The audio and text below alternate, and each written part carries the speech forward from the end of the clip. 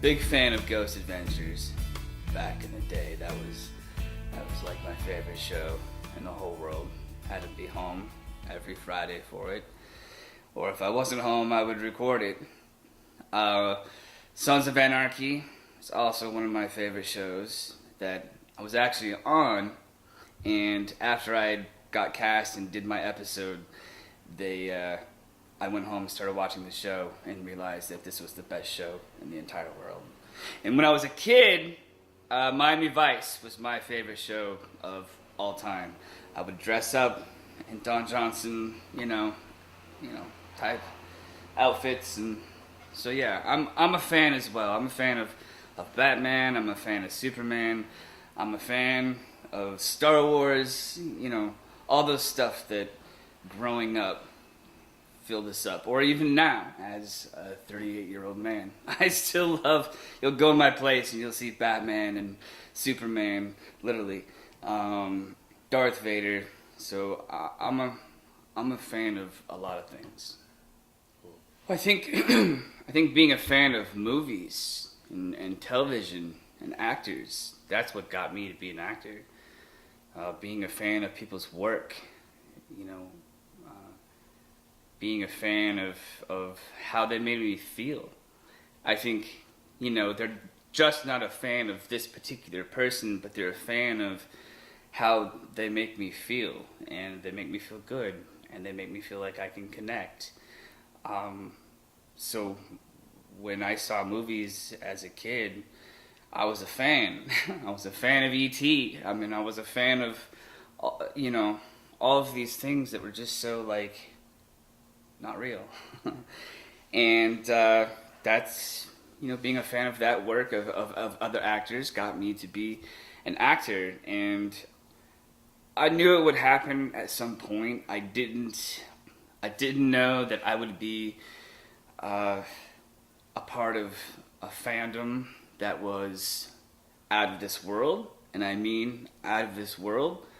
I experienced my first fandom with The Fast and the Furious, and that was overnight. That was overnight. People were starting to recognize who I was, and I had a lot of fans all of a sudden, and it's very overwhelming, especially on this end, to go pretty much from, trying to make it in this industry and make a mark to now everybody's watching, and you can't go anywhere without looking over your shoulder and being aware of the room and kind of see what's coming at you, because you never know what's coming at you.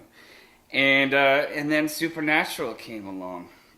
We filmed this TV show and we had a great time. And then from that point on, it catapulted into a fandom of which I have never seen the likes. I don't think the world has seen the likes of the power of the Supernatural fandom.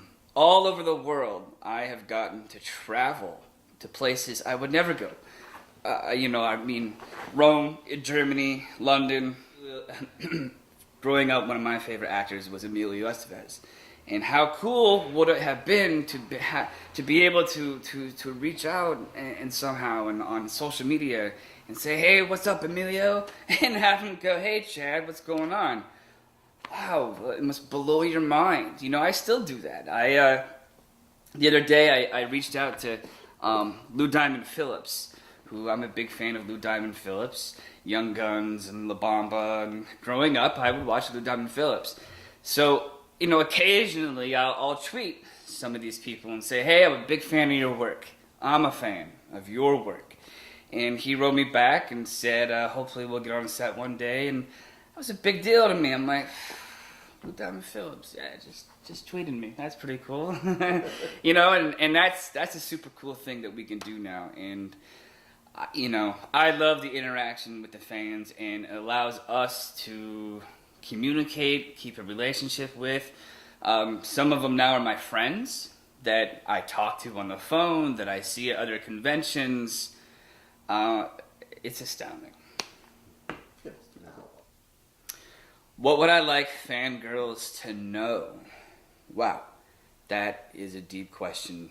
That is a very, very deep question, says the guy with the deep V.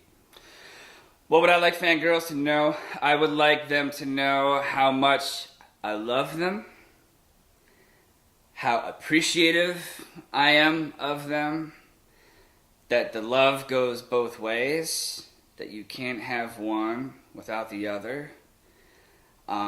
You are all beautiful people, and every time you see me, I want you to come up, give me a high five and a hug, and say, I'm a fangirl. And then I'm gonna say, so am I. And that's it.